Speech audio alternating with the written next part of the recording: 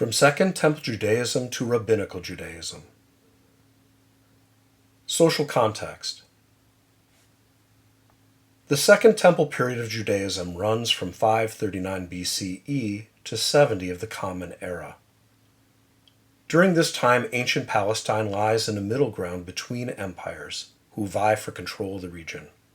The political autonomy and cultural self-determination of the Jewish people depends on who holds power over ancient Palestine. The Syrians, the Macedonians, the Seleucid Empire, the Ptolemies, the Hasmoneans, the Romans. Only under the Hasmonean dynasty did Jewish people experience political sovereignty. All of these rulers exert influence over the religious cultures of the peoples in ancient Palestine. Temple and Torah. After the Persians defeat the Neo-Babylonians in 539 BCE, the Jewish people received permission to return to ancient Palestine. They rebuild the walls around Jerusalem and construct the Second Temple by 515 BCE. This allows Jewish priests to regain religious authority, but the high priest of Jerusalem also becomes a political leader, and his role is greatly secularized for much of this period. But Second Temple Judaism is also marked by the establishment of Torah as a central religious institution. Ezra, the first high priest of the Second Jerusalem Temple, disseminates written Torah among the people. This strengthens the religious authority of rabbis who teach Torah and lead services in local synagogues. An edition of Torah had been redacted during the Babylonian exile, but the process of canon formation continues during this period, and the writings that become Tanakh are edited or written during this time. Some centuries later, Jewish rabbis established the official canon or list of writings included in Tanakh, the Hebrew Bible. Second Temple period schools of Judaism. As people seek to follow the teachings of Torah, questions emerge about how specifically to apply the law in new situations. For example, what rituals should people observe in the temple? Which foods are clean and which are unclean? Which occupations are acceptable? What marriage practices are Jewish? Religious elites offer responses to these questions and at times debate them. The conclusions of these debates extend the teachings of Torah and are called oral Torah. Most of the mitzvot, or commandments of Jewish practice, emerge from oral Torah. We have historical record of 4 schools of Jewish practice during the Second Temple period: the Sadducees, the Pharisees, the Essenes, and the Zealots. Though all 4 schools of practice agree on the importance of Torah and temple, they disagree on how to practice their religion and on some of its teachings. Of these schools, only the Pharisees survive. Their interpretations of Torah adapt to changing social circumstances, and they also avoid confrontation with first-century Roman rulers of ancient Palestine. In addition, rabbinical practice of Judaism does not depend on the rituals performed in the Jerusalem temple, which the Roman rulers of ancient Palestine eventually destroy. Legacy of Second Temple Judaism. Roman leaders destroy the Second Jerusalem Temple in 70 of the Common Era and expel the Jewish people from Jerusalem. Many Jewish people are forced into diaspora, the practice of their religion away from the biblical Promised Land. Jewish history between the destruction of the Second Temple and about 1000 of the Common Era is sometimes called the period of Classical Judaism. The majority position among Pharisaic rabbis at this time holds that worship in a person's heart has more value than worship at a temple.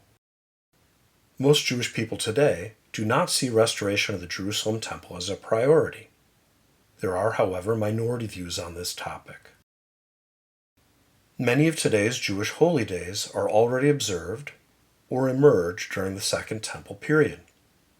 Jewish practice before 70 of the Common Era prescribes pilgrimage to the Jerusalem temple 3 times a year for the observance of Pesach, Passover, Shavuot, and Sukkot.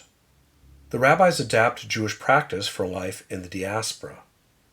Many of the rituals performed at the temple no longer continue, but the rabbis adapt the festivals of Passover, Shavuot, and Sukkot for celebration in the private homes of the Jewish people. Rosh Hashanah and Yom Kippur are both described in the rabbinic literature from the 2nd century of the Common Era, and the feasts of Purim and Hanukkah both commemorate events from the Second Temple period. These holidays and others still hold prominent place in Jewish life. Around the year 200 of the Common Era, Jewish rabbis begin to edit official written records of the teachings of oral Torah. This effort first leads to the drafting of the Mishnah. The Mishnah covers topics as diverse as how to observe holy days, procedures for criminal law, practices of ritual purity, and marriage practices. Interestingly, the Mishnah records settled matters of rabbinical teaching, as well as the debate that shapes these teachings. We find here in writing both the prevailing positions and the dissenting positions. This institutionalizes the rabbinical practice of debate as a method for studying Torah. The practice of preserving a written record of prominent rabbinical debates continues. In around 400 of the Common Era, rabbis edit the Jerusalem Talmud. In around 500 of the Common Era, they edit the Babylonian Talmud. Each Talmud fills multiple volumes. The Babylonian Talmud is larger and has more influence in contemporary Jewish life. At the center of each page in the Talmud, we find an excerpt of the Mishnah. Around that text, we find a written record of various positions prominent rabbis take on the same topic in the generations that follow. In keeping with the practice established in the Mishnah, Talmud preserves both the prevailing positions and dissenting positions on a topic. 2 prominent rabbis whose debates have been preserved since the 1st century are Hillel and Shammai. The house of Hillel tends to win the debate, yet both are valued voices in Jewish tradition.